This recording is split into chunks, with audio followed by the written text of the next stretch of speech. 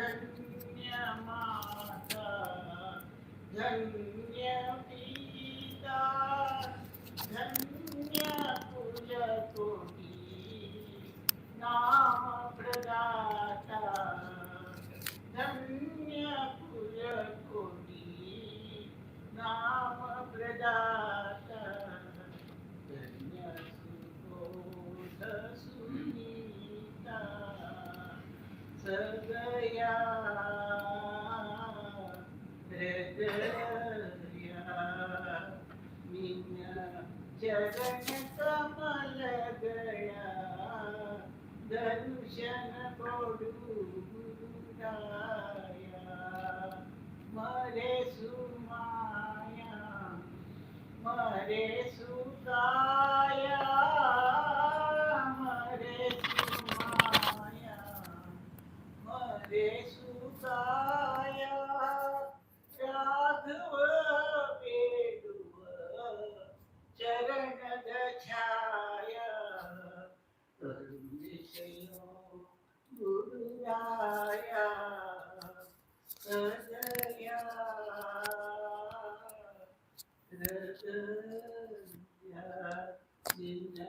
चरण कमल गया दर्शन कोडू सरल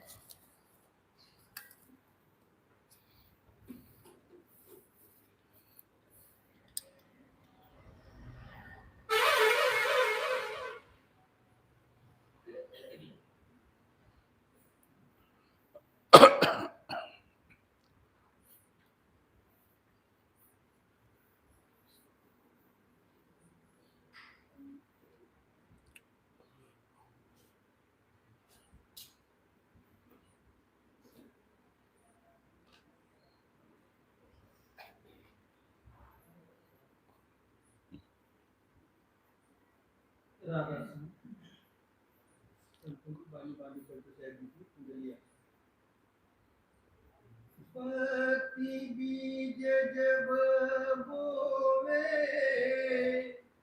निस दिन करे विवेक पति बीज जब बोवे निस दिन करे विवेक परम संत सदगुरु, ये पलटू साहिब जी की बाणी है। This is the Bani of Param Sant Sadguru Paltu Sahib. Paltu Sahib इशारा देते हैं कि अगर भक्ति का बीज हम अपने घट में डालते हैं तो उसका परवरिश भी करना चाहिए, जिससे वो भक्ति का बीज बढ़े और उसमें फूल और फल लगे। So Paltu Sahib says that if you are sowing the seed of devotion in your hearts, then you have to nurture it so that it can yield flowers and it can yield fruit. तो कहते हैं जैसे हम बाहर पेड़ लगाते हैं तो उसको ऐसे ही नहीं छोड़ देते, पेड़ लगा के छोड़ देंगे तो हवा और धूप से सूख जाएगा। उसको समय समय पे जल, पानी, खाद और उसकी परवरिश करते हैं तो वो पेड़ धीरे धीरे बढ़ता है। When we plant a tree, initially we have to take care of it, because if we just plant it and leave it, then the nature will not, the sun and the wind, they will make it dry. So we have to take care of it. We have to periodically give it water.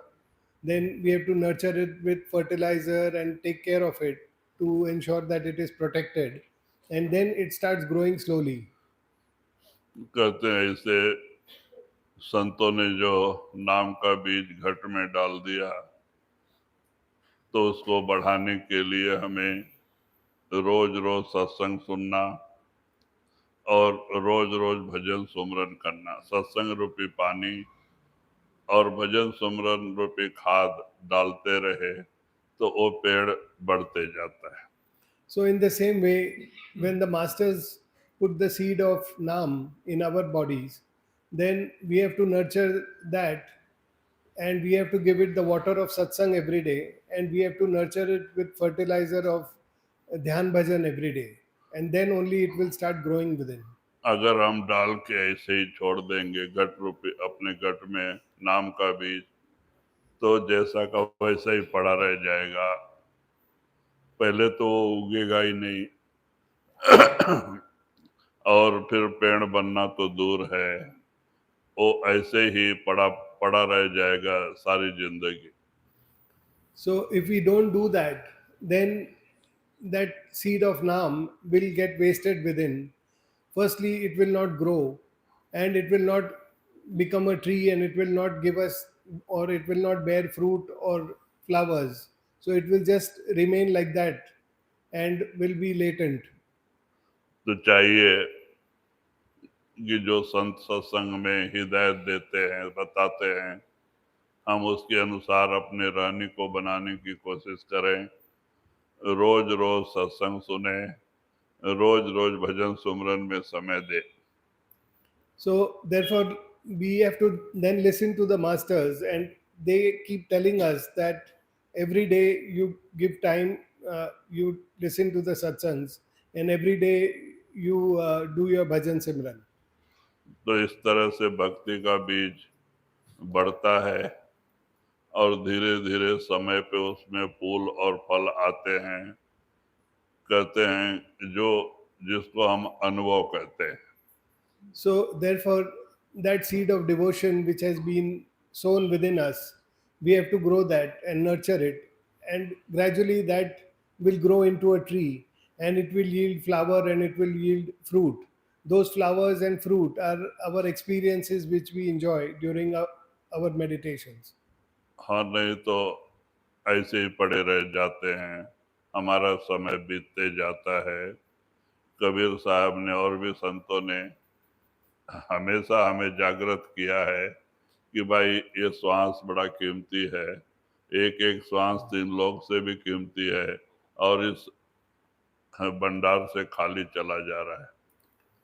So we have to use our time to do what the master is telling us. Kabir Sahib says that with each breath we are losing the value of the three worlds.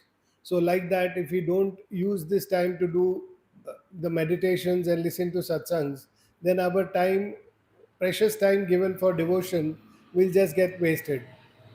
कहते हैं कि ये श्वास हमें गिनती से दिए गए हमारे प्रारब्ध कर्मानुसार, और जब ये श्वास खत्म होते हैं तो हमें 1 सेकंड इसमें रहने का अधिकार नहीं, ये घर खाली कराया जाता है। We get a limited number of breaths as per our fate deeds, and as soon as those breaths are over, as soon as we have uh, taken that many breaths, we cannot stay for a single second after that. निस दिन करे विवेक लागी तब निकरन साका निस दिन करे विवेक लागी तब निकरन साका डार पात बहुपूल जतन से जिन राखा। तो कहते हैं जो लोग जतन करते हैं, प्रयत्न करते हैं, साधन में बैठते हैं, तो धीरे धीरे भक्ति का पेड़ बढ़ते बढ़ते उसमें फूल और फल भी आने लगते हैं और उनका मेहनत रंग लाता है।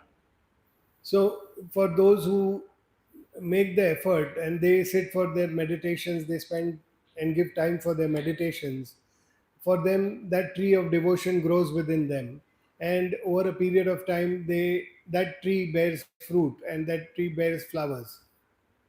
अगर नहीं प्रयत्न करते, साधन नहीं करते हैं, गुरु का हुक्म नहीं मानते, तो भक्ति का बीज जैसा का वैसा ही पड़ा रह जाता है और वो ना बीज पेड़ बन पाता है, ना उसमें फूल और फल लग पाते हैं। वो बीज तो कभी नाश नहीं होता है, लेकिन वो बढ़ता भी नहीं है। So where we don't make that effort of doing meditations regularly, then that seed just remains within us, and that seed does not grow into a tree of devotion, and it doesn't bear fruit. Though the seed of Nam given by the masters is never wasted, it is always it will always be of use. But then we have not been able to grow that into a tree to bear that fruit, and it will just remain latent. तो कहते हैं कि इसलिए जरूरी है कि हम ये कीमती समय का उपयोग करें, सत्संग के लिए भी समय दें और भजन सुमरन भी रोज रोज करें कि हमारा भी भक्ति का बीज आगे बढ़े और फल फूल लगे. Therefore, we have to give that time for satsang and give that time for doing our meditations. And with that, we will be nurturing that seed of devotion within us so that it can grow and bear flowers and fruit. Hari चर्चा से सींची ज्ञान के बांधे बेड़ा, हरि चर्चा से सींची ज्ञान के बांधे बेड़ा, कौन से सुर पताल खात संतन के खेड़ा. तो कहते हैं ज्ञान चर्चा से सींच, यानी सत्संग रूपी जल का देना जरूरी है. सत्संग से ही भक्ति का बीज बढ़ता है और भजन सुमरन का खाद भी समय समय पे देना पड़ता है. तो दोनों परवारिश पाके पेड़ बढ़ता है और उसका जड़ पाताल तक जाता है और उसमें फल लगता है. तो वो संत लोग जिन्होंने मेहनत किया वो खाते हैं. So, that tree of devotion, that seed of devotion needs the water of satsang to nurture it. And from time to time, regularly, it needs the fertilizer to grow it. And that way, the saints have grown their tree of devotion such that the roots go in the roots go completely down, and then they are able to also enjoy that fruit and the flowers that that tree of devotion has given. कहते हैं भक्ति का बीज बड़ा होता है तो उसको कितना भी हवा तूफान आए और तरह तरह की मुसीबतें ज्यादा बरसात होवे तो उसको कुछ नहीं कर सकती और वो अटल खड़ा रहता है. तो कहते हैं ऐसे ही हमारी भक्ति जो है अटल रहती है. वो भक्ति कम नहीं होती है अगर हम रोज रोज सत्संग और भजन सुमरन सुनते हैं. नहीं तो अभाव आता है, कभी कुछ मन में कैसी भावनाएं आ जाती है कि लोग भक्ति से दूर होने तक की सोच लेते हैं. When saints grow the tree of devotion, the roots of that tree go into the patal, they go into the world below this. It is so strong, a foundation on which that tree grows, and that keeps them steadfast on this path of devotion. Because when the roots are so, they have grown so strongly within, then any kind of outside turbulence will not sway the tree, and that tree will keep growing. पहुंचे सुर पता खात संतन के खेड़ा. आगे पहुंचे सुर पताल खात संतन के खेड़ा, शोभित वृक्ष विशाल मीठ फल लटकन लागे, शोभित वृक्ष विशाल मीठ फल लटकन लागे, विश्वास सोई रखवार बैठ के पैरा जागे. तो कहते हैं धीरे धीरे वो जो भक्ति का बीज पेड़ बढ़ते ही जाता है और उसमें फूल के बाद में फल आने लगता है. तो कहते हैं उसका रखवारा कौन है? विश्वास. अगर विश्वास पक्का है तो हमारी भक्ति अटल रहती है और विश्वास कच्चा है तो हमारी भक्ति डावाडोल होती है. कभी भक्ति बढ़ती है तो कभी घटती है. इसका मतलब कि हमारा पक्का विश्वास नहीं होता. So he says that that tree then starts bearing fruit, first flowers and then fruit. And the caretaker of that tree within us is faith. If we have faith in our masters, then that takes care of the growth of that tree. If we don't have a steadfast faith in our masters, then sometimes that tree grows, sometimes it reduces, because the faith is not constant. कहते हैं भक्ति का भी जो पेड़ मजबूत है, तो कोई चाहे निंदा करे, स्तुति करे, या कोई भी किसी भी तरह का प्रयत्न करे आपको भक्ति से छुड़ाने का, तो आप भक्ति नहीं छोड़ेंगे।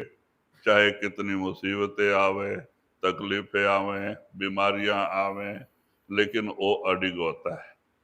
So, if you have a strong faith in your masters and in your devotion, then you will not get swayed by any kind of praise which someone, so if someone praises you, or if someone engages in any kind of slandering, or if you face any kind of difficulties in life or any tragedies in life. So, all these things will not be able to sway you and lead you astray from your devotion. कहते हैं विश्वास पक्का नहीं होता है, तो हमारी भक्ति भी पक्की नहीं होती है, डवाडोल रहती है।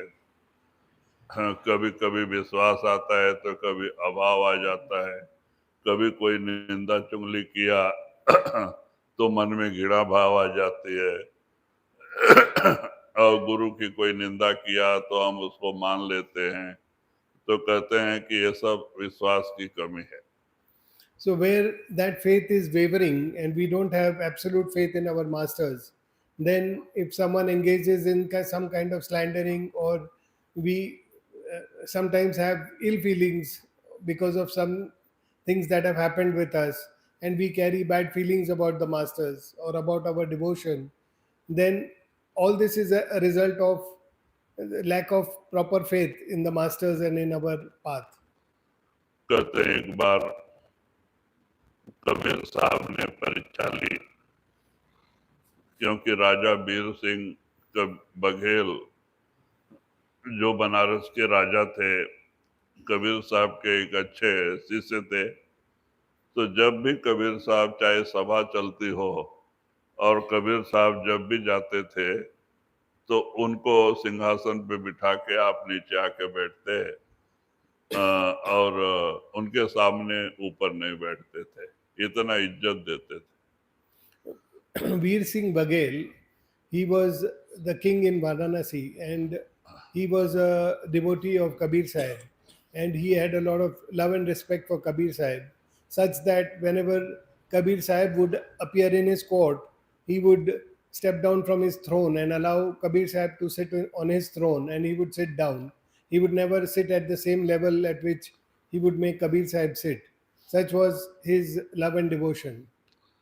तो कबीर साहब ने सोचा कि वीर सिंह का जो ये प्रेम पक्का है या कच्चा है, इसका परीक्षा लेना चाहिए।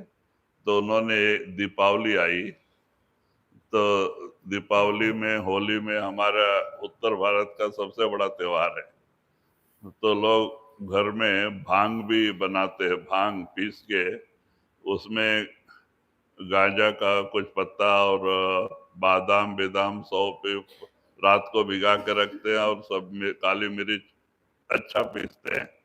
तो उसको जितना पीसो उतना नशा ज्यादा आता है तो उसको अच्छा पिसवाते हैं, अब घोल के घर के सामने मटका भर भर के रख देते हैं, कोई भी आवे वही ग्लास भर भर के देते हैं। तो वही उनकी पहले चाय काफी देते थे, अभी वो देते हैं। तो वही पी पी के जितना भांग पिए ना, उतना बाद में भूख ज्यादा लगती है, तो लोग मस्ती में रहते हैं। तो कबीर साहब ने सोचा कि आज दीपावली, ये होली का त्योहार है और राजा वीर सिंह की परीक्षा लेनी चाहिए। तो उन्होंने हाँ बोला। So Kabir Sahib, looking at the love and affection of Veer Singh, he felt that he should be tested to see how strong his faith in the master is. And then came the festival of Holi. In Holi, the custom is to make a drink which is called bhang, and in that drink it is a mix of milk, water, and leaves of bhang, which are intoxicants, and with that they put almonds and lots of other spices, and they they grind all of that together. The more finely it is ground, the more intoxicating it becomes. So people grind it for a very long time, and after it's a very fine paste, they mix it with milk and water and jaggery or sugar, depending on the दूध taste they want, दूध भी डालते and milk. हैं. So then this is made in all the houses, and whoever visits where they offer otherwise tea or coffee, they give bhang. And it is customary to visit each other's houses and drink bhang. And as a result of this, the more bhang you drink, the more intoxicated you get. And you have, everyone is in a very high spirit after drinking bhang. हाँ. When once you drink so much bhang, you also feel very hungry. So Kabir Sahib thought that it's a good opportunity to test Veer Singh on this day. तो कबीर साहब ने क्या किया, रविदास को बुलाया, और एक तरफ एक वेश्या थी जो कबीर साहब की शिष्या हो गई थी, लेकिन कम लोग जानते थे कि कबीर से नाम लिया है. So Kabir Sahib called for Ravidas, and he called for another devotee of his.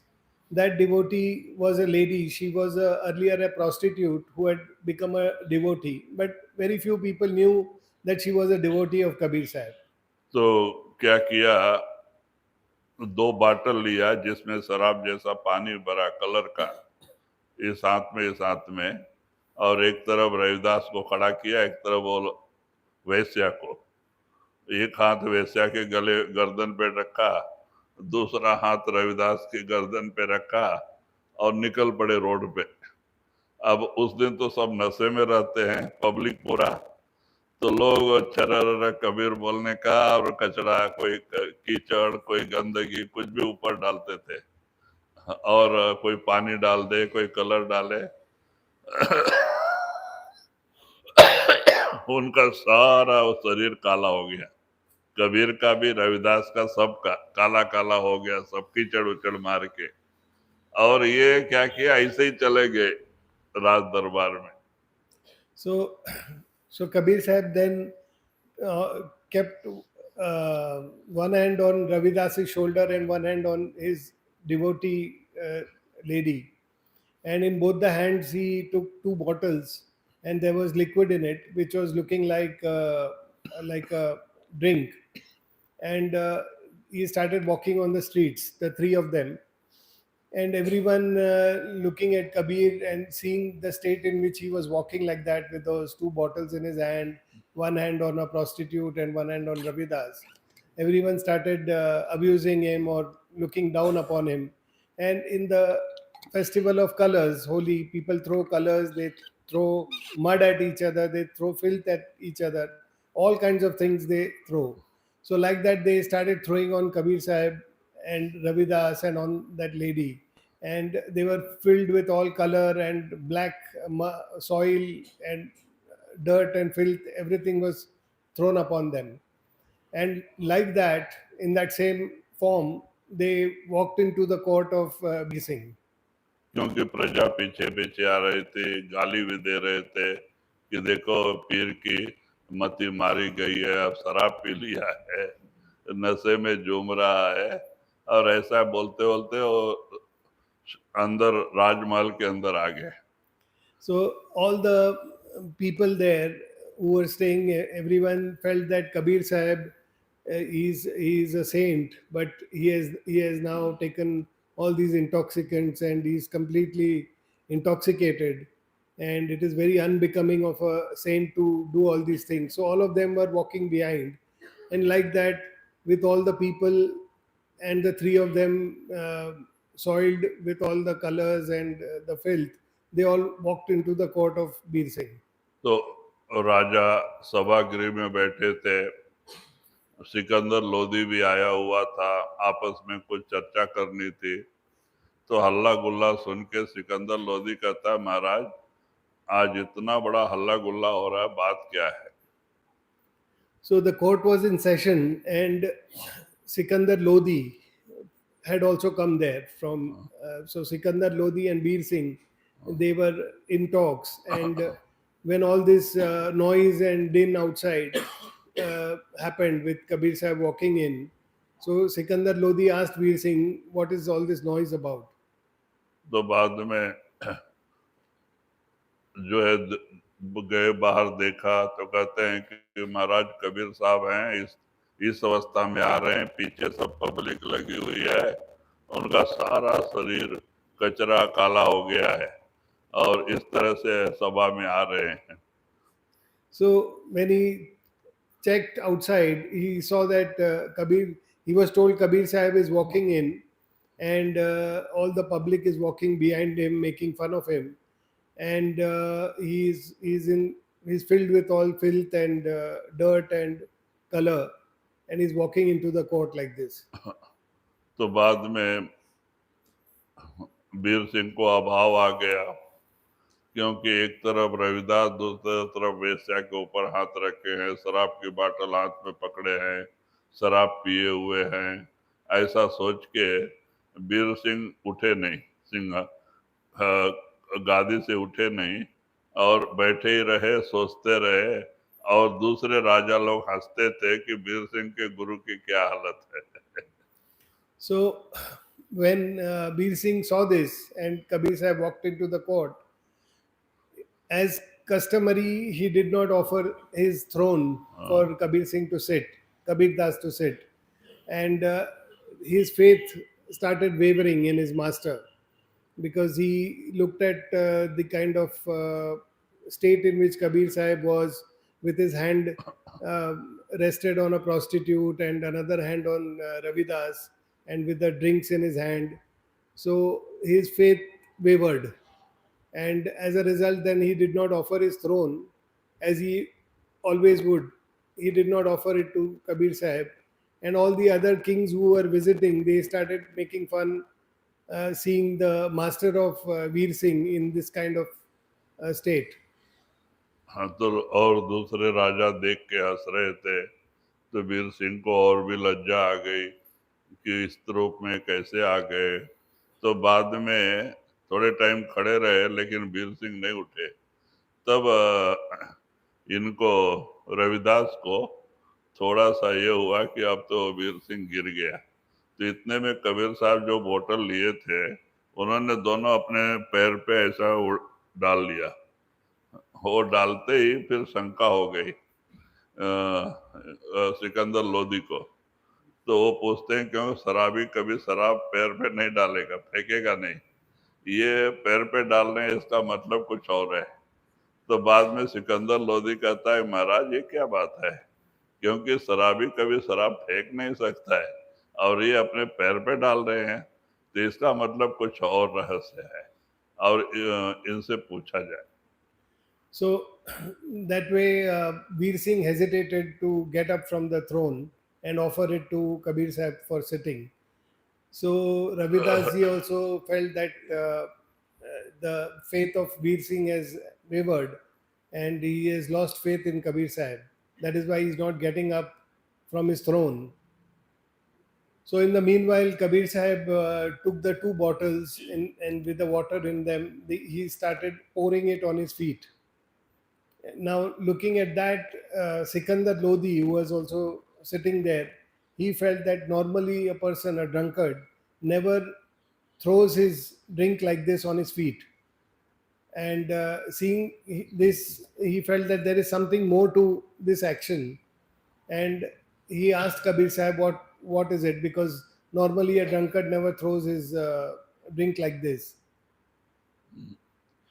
बाद में वो खड़ा होके सिकंदर लोधी जो है कि रविदास से प्रश्न करता है, महाराज ये क्या बात है?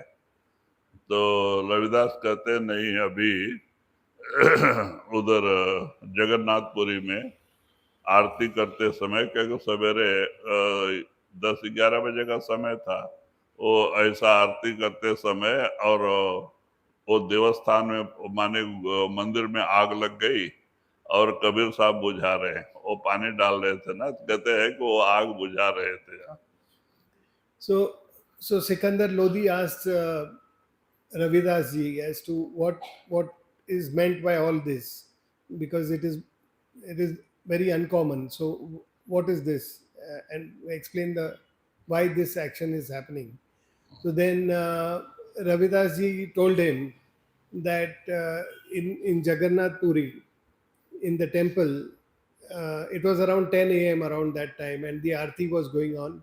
So in the process of that arti, a fire broke out in the temple, and Kabir Sahib was dousing that fire by putting the water on his feet. So this is what Ravidas ji told Sikandar Lodi. तो बाद में आश्चर्य हो गया, तो सिकंदर लोधी कहता है बीर सिंह से कि महाराज घुड़सवारी भेजा जाए और जाके वो पता लगा कि आगे बात ये टाइम में कबीर साहब यहाँ प्रकट हुए थे या नहीं। तब 2 घुड़सवार भेजे गए, लेकिन कबीर साहब थोड़े टाइम तक खड़े रहे और फिर वहां से वापस लौट के चले गए। So then Sikandar Lodi ji, he told Veer Singh that I think you should send 2 horsemen immediately to Jagannath Puri and check whether Kabir Sahib actually came there or there was a fire in the temple. So meanwhile, Kabir Sahib waited for some time, and then he saw that Veer Singh has not offered him his throne. Then he turned back and walked away. तो बाद में जब घुड़सवार दूसरे दिन वहां पहुंचे, क्योंकि काफी दूर है उड़ीसा, तो वहां जब पहुंचे और पूछा कि कल 10 साढ़े 10 बजे के समय यहाँ पे आग लगी थी, वहां पुजारी थे, तो पुजारी बोलता हाँ, आरती करने के समय कपड़े में आग लग गई और सारा मंदिर जलने लग गया। तो उसी समय कबीर साहब प्रकट होके और आग बुझा के गए। So the horsemen reached the following day, because Orissa is quite a distance from Varanasi. So they reached after a day or so, and then they inquired at the temple with the priest whether in fact there was a fire that had happened at such and such a time the earlier day. So the priest told them that yes, while doing the arti, there was a fire that had broken out, and it spread in the temple, and then Kabir Sahib had come to douse that fire. तब वो वहां से लौट के आए, समाचार दिए। तब तो अब था ही क्या, कबीर साहब चले गए थे और बाद में अभाव आ गया, वीर सिंह गिर गए भक्ति से। So once they found out the facts, Veer Singh felt sorry about it, but he had actually fallen down in his faith towards Kabir Sahib. तो कहते हैं कि अगर विश्वास पक्का नहीं होता है तो हमारी भक्ति टिक नहीं सकती है। अगर विश्वास पक्का हो तो भक्ति कभी भी डिग नहीं सकती है और वो अटल होती है। So when we have absolute faith, then it will never waver. Our devotion, we will never fall in our devotion. But if the faith keeps wavering, then we will not be able to progress on that devotion, and we will fall on that path.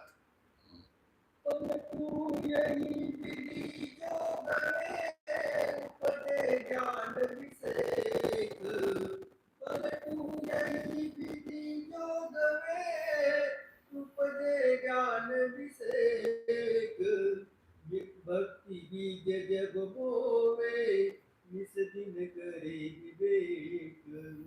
तो पलटू साहब last में क्या कहते हैं कि इस तरह से अगर विवेक के जरिए सीखते हैं तो आपकी भक्ति कभी नष्ट नहीं होती, आगे बढ़ती जाती है। अगर विवेक न होवे, यानी सत्संग और भजन सुमरन का ताकत ना हो, तो भक्ति डावाडोल रहती है, कभी अभाव आता है और कभी विश्वास आता है और भक्ति डवाडोल रहती। So Paltu Sahib finally says that with your power of discerning, if you do, if you nurture that tree of devotion, and by nurturing, you have faith in the master and you spend time in your satsangs and you do your devotion, you do your meditations, then you are nurturing that tree of devotion and you are growing it. दो तो पलटू या विधि जो गए उपजे ज्ञान विषेक भक्ति बीज जग बोवे निस दिन करे विवेक पलटू सर्वस दीजिए मित्र न कीजे कोई पलटू सर्वस दीजिए मित्र न कीजे कोई। ये दूसरी वाणी है। पलटू साहब कहते हैं कि आप इस दुनिया में किसी को भी अपना मित्र मत बनाओ, भले आप अपना सब कुछ दे दो, उसकी सेवा करो, उसका ये करो वो करो, लेकिन दिल से अपना मित्र किसी को मत बनाओ। So this is the second Bani of Paltu Sahib. In this Bani, Paltu Sahib says that in this world you do not make a friend with your heart, though you can give everything, all your possessions to someone, and you can share anything with him or her, but with your heart you don't make any friend. You spread your uh, feelings for a friend with your heart. किसी को अपना सच्चा मित्र मत बनाओ, दोस्त मत बनाओ, क्योंकि ये दुनिया में कोई भी चीज और कोई भी सच्चे दोस्ती के लायक नहीं है। He says don't make any friend a true friend, because there is nothing which is worth making a true friend in this world. क्योंकि जब आप गुरु के शरण में गए तो आपको गुरु का कोई अपना सब कुछ बनाना चाहिए, और गुरु के अलावा और कहीं प्रेम दूसरी जगह रखोगे तो आपकी भक्ति पूरी नहीं हो सकती। So once you have surrendered to the master, you should have full love and affection towards your master. And if you so therefore you should not then spread that love and affection amongst others or in your other friends and relatives. अगर वो सामने वाला अपना सर्वस्व दे भी देता है, धन दौलत और घर मकान सब आपको देता है, लेकिन आप किसी को भी मित्र मत बनाओ, एक गुरु को ही सब कुछ जानो। So he says that even if the friend gives you everything, he gives you all his wealth and he gives you everything that he has, even then don't make him a friend. You inside in your heart, you should only have your love and affection for your master. क्योंकि प्रेम एक ही होता है, प्रेम दो तरफा नहीं होता है, एक ही होता है। या तो हम दुनिया की तरफ लगा ले, दूसरे के ऊपर रखें, या तो सदगुरु की चरणों में रखें। अगर हम दूसरी तरफ प्रेम लगाएंगे तो हमारी भक्ति आगे नहीं बढ़ेगी और गुरु दयाल नहीं होगा। तो इसीलिए कहते हैं कि अगर कोई सर्वस्व भी देता है तो मित्र न कीजिए कोई, किसी को अपना सच्चा मित्र मत जानो एक गुरु के अलावा। There is only one love that we have, and if that love we have to keep at the feet of our master. And if we spread that love with another friend or friends, then we are not able to have that full love and affection towards our master, and his grace then will not be upon us. So therefore Paltu Sahib says that even if someone is giving you everything, don't make him a true friend of yours. क्योंकि दुनिया में कोई भी चीज शाश्वत नहीं है, सब नाशवान है। कहते कोई भी चीज शाश्वत नहीं है, सब नाशवान है। अगर शाश्वत है तो एक गुरु, नाम, आत्मा और परमात्मा, ये चार ही शाश्वत है।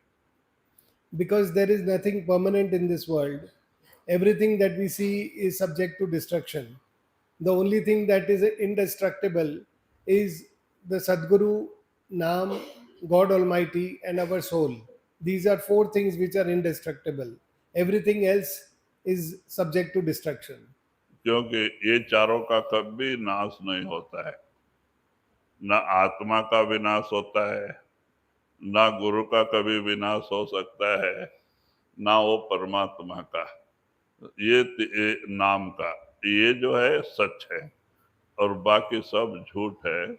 क्योंकि अगर हम उनसे प्रेम प्यार दे देते हैं तो कल वो हमारा साथ छोड़ जाएंगे, तो हमारा प्रेम प्यार किस काम का रह गया, बेकार चला गया। तो कहते ऐसे ऐसे को दोस्त बनाओ जो कि आपका प्रेम शाश्वत रहे, यहाँ भी मरने के बाद में भी वो आपको मदद करे और ऊपर मंडल पे भी साथ रहे और परमात्मा से मिलाने तक जो साथ ना छोड़े। कहते वो कौन है? वो कामिल मुर्शिद, पूरा गुरु है। So the Master, God Almighty, Naam, and the soul, these are four indestructible things in this creation. Everything else is subject to destruction. Therefore, if we have our love and affection in any outside matter or in any relationship or with any friend, that is all subject to destruction and will come to an end at the time of death, if not before. So, therefore, he says that if you are able to have that love and affection towards your Sadguru, then your Sadguru is there in this life and he is there beyond this life, and he is with you till he takes you back to God Almighty. So, you focus your love and affection in things that are indestructible and not things that are destructible. जो कि महात्मा ये भी कहते हैं कि दुनियावी कारोबार करते हुए भक्ति करना, तो हमें शंका हो सकती है कि कैसे होगा, क्योंकि दुनियावी कारोबार को आगे बढ़ाने के लिए प्रेम की जरूरत पड़ती है। अगर प्रेम नहीं तो दुनिया का काम भी नहीं होता है। तो इसका मतलब ये नहीं है कि हम दुनिया को प्रेम दे करके तो ही हमारा ये दुनिया काम चलता है, ऐसी बात नहीं। कहते हैं अपने सच्चे दिल से अपने प्रेम को सदगुरु के चरणों में डाल दो और एक कहते हैं कि कर नौकरी, जैसे नौकर है वो काम करता है, ऐसे हम दुनिया काम करें, बाल बच्चे का सेवा करें, नौकरी करें, सब कुछ करें, लेकिन प्रेम प्यार सच्चा गुरु के चरणों में, और काम सब करें। तो इस तरह से वो काम भी हो जाता है, ये काम भी हो जाता है।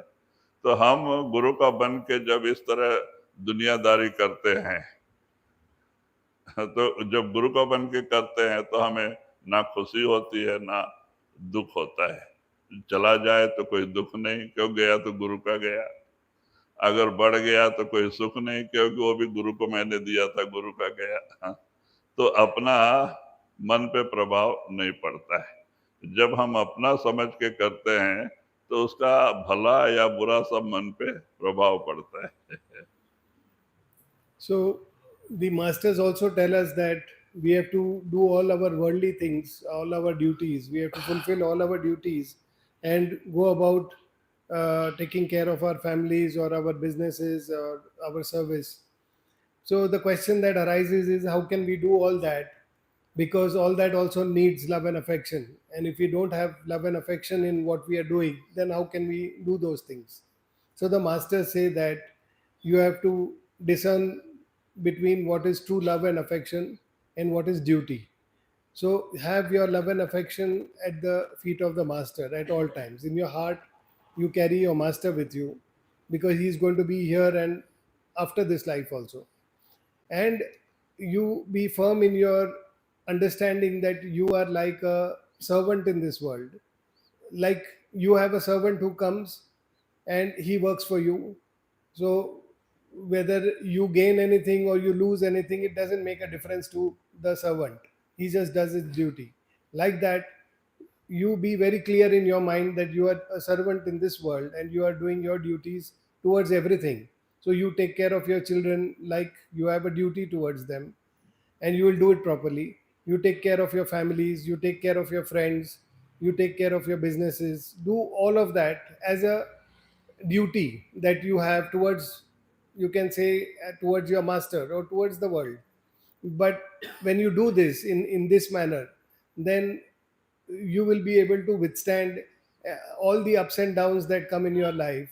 If you have some losses, or there is a bereavement, or there is some sorrow that you are faced with, you will understand that all this is something that is the master's. So if there is a loss, it is a loss of the master. Likewise, if you have uh, some uh, uh, some joy, something coming to you, some increase in your wealth or growth in your family, or those kind of things which give happiness also, that also you will now assume that it is something that your master, something that is growing for your master. So when you do this duty and assume this duty for your master, you will not get swayed by the ups and downs, because whatever is increasing for your master, whatever is reducing for your master. And you are having that love and affection only towards your master within. तो इस तरह से अपना दुनियादारी का काम भी चलता है और परमार्थ भी भक्ति भी आगे बढ़ती है। एक बार सावन सिंह महाराज जी की माता जी बहुत बीमार थी और धीरे धीरे काफी दिन पड़ी हुई थी। तो अंदर में महाराज प्रकट हुए। जयमल सिंह महाराज जी की शिष्या थी। तो जयमल सिंह महाराज प्रकट हो गए, कहते हैं क्यों बेबी, कल यानी मंगलवार को, कल नहीं परसों मैं आऊंगा और तुम तैयार रहना। तो वो बीमार थी, तो उन्होंने क्या किया, सावन सिंह महाराज जी को बुलाया।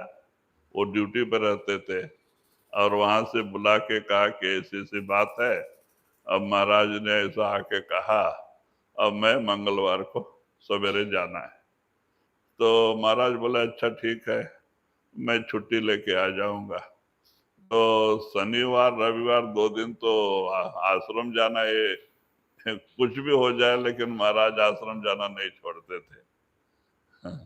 तो जो है गए और सोमवार रविवार को सत्संग किया और भंडारा, सबको दर्शन पर्सन में रह गए और सोमवार ऑफिस का काम रह गया, ऑफिस में बिजी हो गए। काम इतना रहा कि सोमवार को पूरा नहीं हुआ। तो मंगलवार को भी ऑफिस के काम में लगे रहे और यहाँ महाराज आए। पूछते हैं क्यों बेबी, अब चलना है? क्या करे, बरखुरदार आया नहीं, तो सावन सिंह महाराज आए नहीं। तो कहते हैं अच्छा आया नहीं? कहते नहीं। अच्छा आने दो उसको, चलो कल नहीं परसों भी लेके जाएंगे। तो वो एक दिन छोड़ के गए। तो ऐसा करके महाराज जो करीब 4-5 दिन तक बिजी रह गए उधर ही, और गुरुवार को आए। और ये महाराज रोज आके पूछते थे क्यों बरखुरदार आया क्या? महाराज आया नहीं। अच्छा चलो कल आ जाएंगे। कल कल करते गुरुवार को ये आए। तब माँ गुस्सा करने लगी, महाराज बार बार आके जा रहे हैं आपके लिए, और आप जो है काम में लग गए, आपको कम से कम आना तो चाहिए। तो बाद में जब आने के बाद माँ से बातचीत हो गई, तो बाद में महाराज आके उनको लेके गए। So we can see in the life of Savan Singh Ji Maharaj, his mother was a little ill. She was carrying some mild illness, and she was a devotee. She was an initiate of Jaimal Singh Ji Maharaj, and so one day Jaimal Singh Ji Maharaj came within, and he told her that okay, I will, maybe you be ready. I will come to fetch you on Tuesday. Tuesday morning I will come. You be ready, and you have to leave. So she said okay, and she told Savan Singh Ji Maharaj also. Now Savan Singh Ji Maharaj used to every weekend without fail go to the ashram and do the seva, and then he had a satsang. So every weekend he was busy with that, and so the entire Saturday Sunday went in that, and the work had piled up. So on Monday when he went to work, uh, he could not finish it on Monday, so it spilled over Tuesday. So on Tuesday, Jaimal Singh Ji Maharaj came to take the soul of his mother. When he came, then he asked her whether she can leave now. So she said that I have not met Barkhudar, so I have not met Sawan Singh Ji. He's not come. He has been busy with his work. So Jaimal Singh Ji Maharaj said, okay, never mind. I will leave one day and I will come after that. So he went away, and Sawan Singh Ji Maharaj continued to remain busy in his work. So even the following day he could not come. Again, Jaimal Singh Ji Maharaj came and asked her if Sawan Singh Ji had come. So like that, it went on till Thursday, and only on Wednesday, Sawan Singh Ji Maharaj went and met her. And then on Thursday, when Jaimal Singh Ji Maharaj came, he asked her, and she said, yes, I met him. And so then he took her soul on Thursday. तो So, कहते इस तरह से दुनिया में तो जरूर रहते हैं महात्मा लोग, बाल बच्चे का पालन भी करते हैं, सब कुछ देखते हैं, एक नौकर के जैसे। उनको उसका कोई मन पे प्रभाव नहीं होता है एक गुरु के अलावा। so that way, saints also, they live in this world, they take care of their families. But other than the master, they do not get swayed by any other situations that they are faced with in life. कोई पैदा हो गया तो उनको कोई खुशी नहीं, कोई ग्रुप में से चला गया तो उनको कोई दुख नहीं, सुख दुख उनके लिए बराबर हो जाता है। Then if there is a bereavement in the family, that doesn't sway them, they don't feel very sad with that. Or if there is a birth in the family, then again that doesn't uh, sway with that happiness. So for them, happiness and sadness, everything is equal. क्योंकि ये ये 2 दिन का नाटक है, संबंध है, और बाद में फिर बिछुड़ जाता है। एक दिन सब अपने कर्मों के अनुसार अलग अलग शरीर में जाके पैदा होते हैं। ये खाली 4 दिन का संबंध है, ये सच्चा संबंध नहीं होता है। Because all these are relationships which are but for a few days, and people come together according to their fate deeds, and once those are over, then again everyone goes back according to their own fate deeds into different कर्मानुसार life forms according to their karmas. तो इसीलिए हमें अपने घर जाने की चिंता होनी चाहिए। अपना घर सतलोक सचखंड है, यहाँ इस देश की चिंता कभी नहीं करना चाहिए। Therefore, we should be worried about our true home, which is Sachkhand, Satlok, and we should not never be too worried about what is happening in this world. यहाँ जो जो भी हमारे प्रारब्ध में लिखा है हमें जरूर मिलेगा। हमें हाथ पैर हिलाना है, वो जरूर मिलेगा, लेकिन चिंता नहीं करनी चाहिए। चिंता कहते आस एक सत्य नाम की, दूजी आस निराश। अगर आपको आशा रखनी है, चिंता करनी है, नाम की करो। हाँ, और दूसरे की चिंता करोगे, आशा रखोगे तो धोखा खाओगे। जहाँ आशा तहाँ वासा। जहाँ हमारा आशा होगा, मोह होगा, वहाँ हमें फिर आना पड़ेगा। So, therefore, don't get swayed by the ups and downs of this world, and don't have any desires built into this.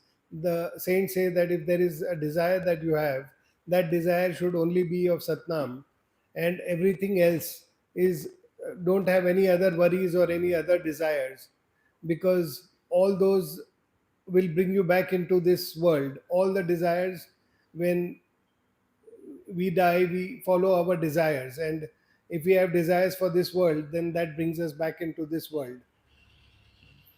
मित्र न कीजे कोय चित दे बैर बिसाए, मित्र न कीजे कोय चित दे बैर बिसाए,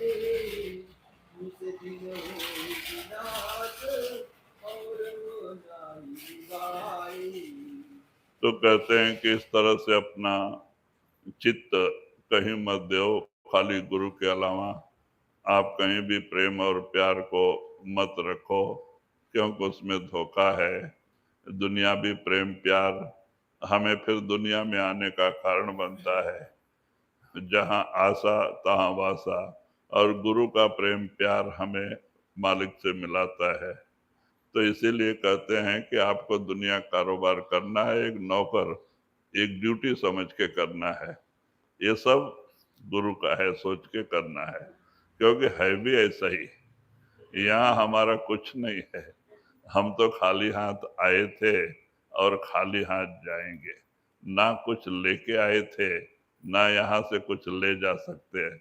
हम देखते जो मेरा मेरा मेरा करके गए, सब खाली हाथ गए। So have your love and affection only fixated upon your master, because he is the one who is going to take you back to God Almighty. Any love and affection that you have in this world, or any desires that you have for this world, will bring you back in this world, and all those are temporary and not permanent, whatever you get in this world. So you have that desire in the love and affection of your master, which will take you back to God Almighty.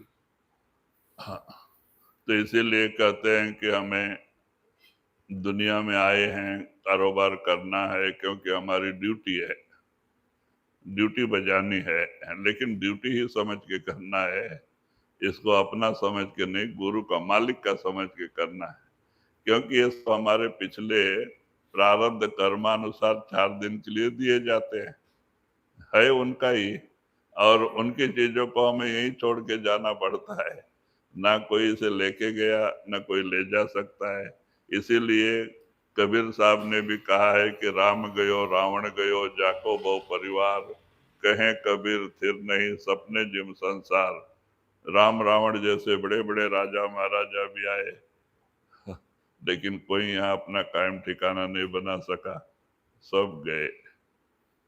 So you have to live in this world like a servant, and don't have the desires for this world.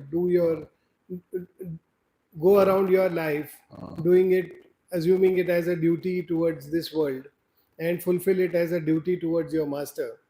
If you have desires that you will that draw you into this world, then again those desires will pull you back into this world.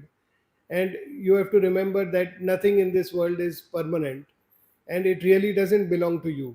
There are so many great people that have been born, like Ram and like Ravan, and they've had huge families. They have had huge estates and huge wealth and kingdoms. But today there is nothing left, and whoever runs behind all of this wealth and these possessions at the time of death has to leave all of this behind. We have to remember that we come into this world empty handed, and we have to leave this world empty handed. कहते हैं जो भी परमात्मा हमारे प्रारब्ध अनुसार दिया है, हमें उसी में खुश रहना चाहिए। खुश रहते हुए अपना काम करना, यानी भक्ति करना चाहिए। So whatever we have been given as per our fate deeds, as per our pralab, we have to be happy in that. And by happiness, we mean that we have to continue doing our devotion within whatever has been given to us by providence. क्योंकि सबके प्रारब्ध अलग अलग हैं, परमात्मा सबके प्रारब्ध अनुसार अलग अलग देता है। तो जिसके प्रारब्ध में जितना है उतना वो देता है, तो हमें दुखी नहीं होना चाहिए, उसी में खुश रहना, दूसरे का देख के दुखी नहीं होना चाहिए। So each one has been given according to his own karmas, according to his own fate deeds. So each one is given different fate deeds, and each one has accordingly different ups and downs in his life.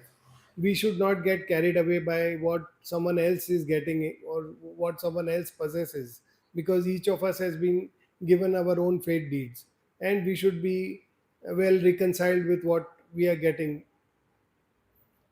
चिंता बाड़े रोग लगा छिन छिनत न थीजे, चिंता बाड़े रोग लगा छिन छिनत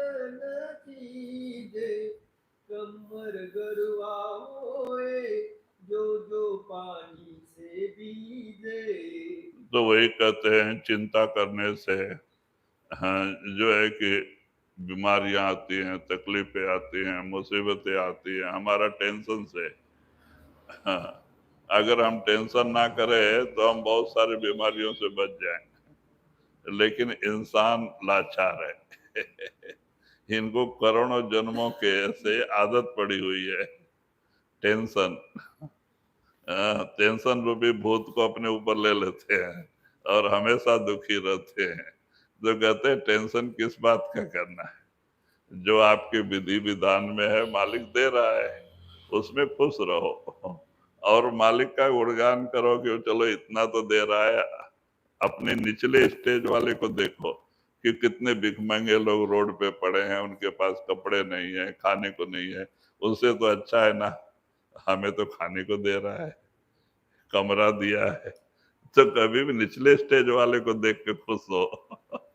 ये मत सोचो उसको परमात्मा ज्यादा दे रहा है, हमको कम दे रहा है। नहीं भाई, आपका बर्तन ही उतना है तो उतना ही मिले। आपका प्रारब्ध जितना है उतना लिखत है उतना मिलेगा, ज्यादा नहीं मिल सकता। खुश होना चाहिए। So you should be happy in what you get, and you should not carry worries, because if you're carrying worries and you're carrying tension, then so many ailments come upon us. So many sicknesses and so many problems are faced because we carry worries with us, we carry tensions. Tension. So we have to live tension free. We have to not be worried. And that will happen when you have gratitude towards God Almighty for what He has given you. You should have gratitude that He has given you as per your faith deeds. And we should look at what others have got below us. If we feel that we have got a small house, then you look at the beggars who are on the roads. They don't have a house at all. You are getting two meals, but they are not getting any meals. So, like that, you have to understand and be happy and have gratitude to God Almighty that He has given you whatever uh, uh, you are possessing, and whatever is has been given to you. तो कहते हैं इस तरह से चिंता से बीमारियां, तकलीफें, मुसीबतें आती हैं। इंसान अपने आप मुसीबतें खड़ी कर लेता है।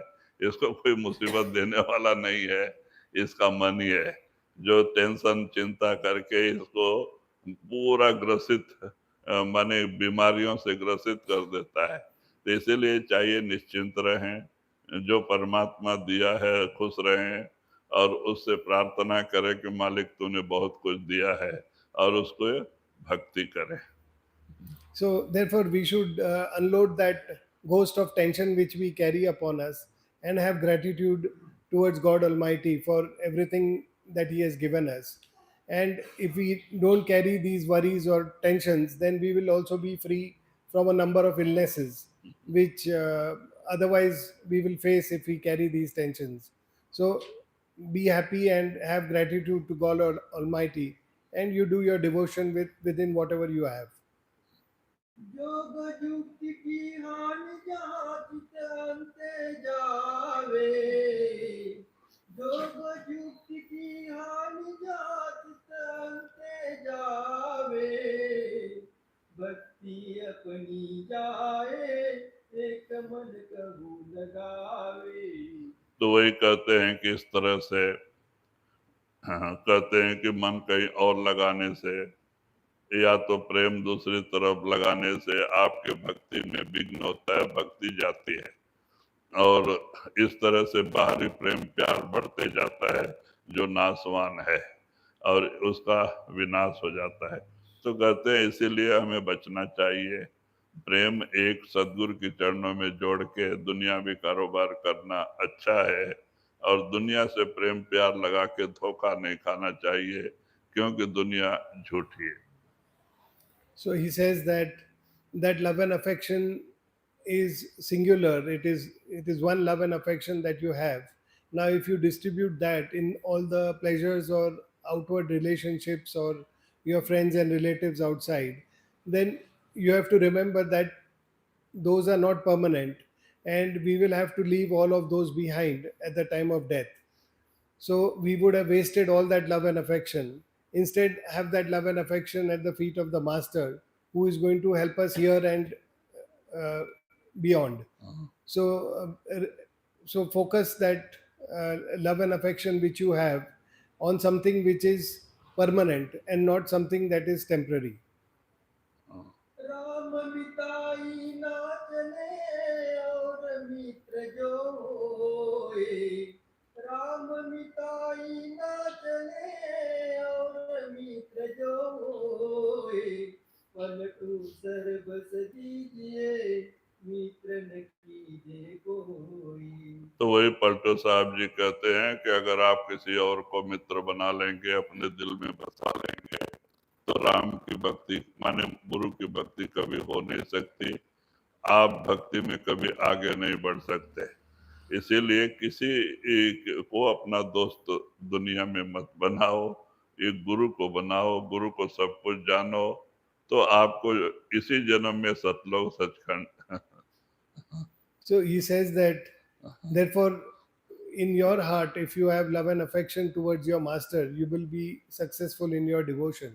And that same love and affection, if you have it for others and your friends, then you will not be able to do that devotion.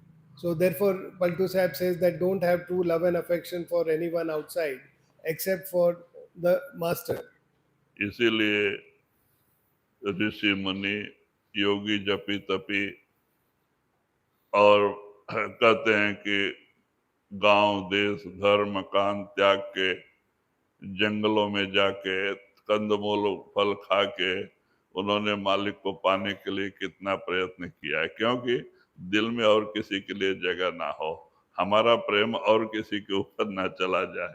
तो इसलिए वो ऐसे जगह में जाके जहाँ कोई दिखाई ना दे और रात दिन उन्होंने उस मालिक के लिए तपस्या किया, प्रेम किया और भजन सुमरन किया और उस चीज को हासिल किया। We see so many rishis and munis. They have gone in the midst of jungles or in the deep in the Himalayas or the mountains, and they have lived in the caves away from any other civilization. And there they have lived on very paltry food like some roots and some fruits or leaves and things like that. And they have sacrificed everything else. And the main reason for doing this is that they have not wanted to get again entangled in any relationships around them, and and have tried to keep that focus of love and affection, trying to seek God Almighty in their austerities or in whatever practices they have tried to follow. So that has been the main reason why they have gone and stayed in such obscure places, so that that love and affection doesn't get distributed. लेकिन हमारा संत मत कहता है कि आप भी बहादुर बनो, दुनिया में रहते हुए दुनिया से अलग रहो। कैसे?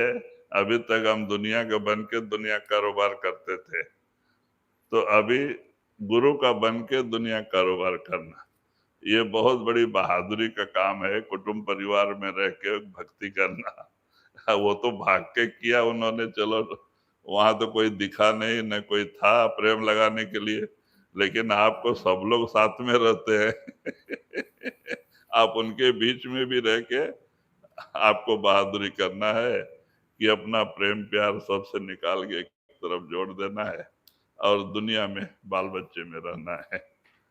So in Santmat, the saints have said that you have to be brave and you have to not run away from your responsibilities and your households, and you have to, within those households, within your uh, continued responsibilities, you have to be a recluse. You have to be a recluse because you have to have that love and affection focused on the master and do your devotion while staying within the surroundings of your families and your loved ones or your workplace. And that is why they say that you have to be brave. So unlike those people who have run away in the hills and jungles and tried to keep physically away from people and try to maintain a distance, trying to keep that love and affection focused. You have to be brave to face that. And within those relationships, you should be brave enough to maintain your love and affection for your master and continue to do the duty towards your families. And that is where that bravery is required in order to keep that to be that discerning between what is love and affection and devotion and what is a duty towards your family. Ram मिताई ना चले और मित्र जो होए, राम मिताई ना चले और मित्र जो होए, पलटू सर बस दीजिए मित्र न कीजिए कोई। राधा जी की वाणी इतनी छोटी छोटी वाणियां हैं, लेकिन उसमें रहस्य कितना भरा हुआ है। विचार करें तो कितना रहस्य है। उन लोगों ने उस तरह से चल के और वाणी लिखी है। Paltu Sahib's Bani is very small. He writes very small Banis, but in Paltu Sahib's Bani, the understanding is so deep, and the so much secrets are unfolded, and that understanding is given out in these small paragraphs of Banis of Paltu Sahib.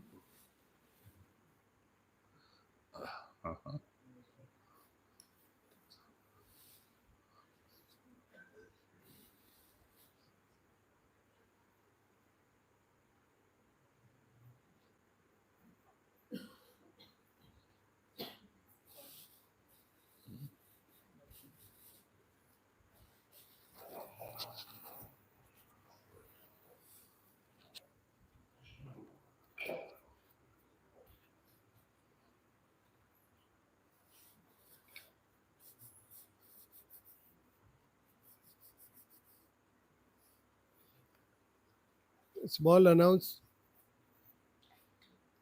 small announcement for the sitting arrangements here. Uh, People behind have requested that they should also get the opportunity to sit in the front. So kindly allow for that uh, movement. So you can move your belongings and come and sit on a first come first served basis. और अभी जो दूसरा group आया, इनको भी बोलना जरूरी है कि अगर अपना यहाँ का कोई लोकल इंडियन आपसे कुछ मांगे या तो लेके आने के लिए कहे, तो ये सब बीच में करने का नहीं। आप लोग भजन सुमरन के लिए आते हैं तो वही ध्यान से आना, उसी में जाना अच्छा है। और ये सब लेने देने का काम माने नहीं करना चाहिए। किसी कोई तरह का सामान कोई मांगता है तो नहीं देना चाहिए। So also all who are coming and all of you who are coming from abroad, you should be mindful that, I mean, though there is an interaction with the Indian Sangat, but we should keep that limited only to doing all our practices of devotion here. So don't engage in any exchange of any money or anything in kind for people, so that we don't bring that custom into play here of bringing things or gifts or monies. So please refrain from doing all of that. And you have come here for meditation, you just do and focus on the meditation and go back.